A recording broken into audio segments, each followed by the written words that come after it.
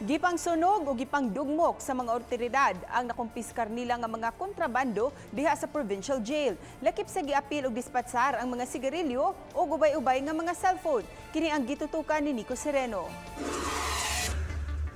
Gipangunayan sa tagduma sa Cebu Provincial Detention and Rehabilitation Center ang pagdispatsyar sa mga kontrabando.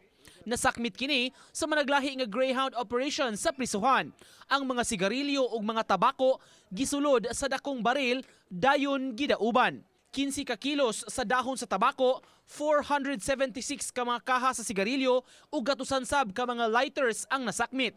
Samtang 176 ka mga cellphones usab ang nakumpiskar, ang gipang-atsya o gidugmok aron dili na kapahimuslan. Almost every week mag-greyhound ko inside.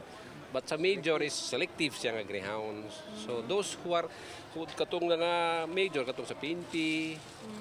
So sometimes I also conducted greyhounds sa first floor, ground floor with the help of the PGs. Mato di Valmoria, sagad sa paagi sa pagpayuhot sa drogas, pinaagi sa bombing o paglabay gikan sa gawas padung sa sulod. Aron kapugnan kini, miinstular ang CPDRC og mga nets dapit sa koral aron musaw sa mga ipanglabay. Effort of the PG po, GO sa gwardiya magabi, usually mga alas 2, alauna ilabay. Kadlawon.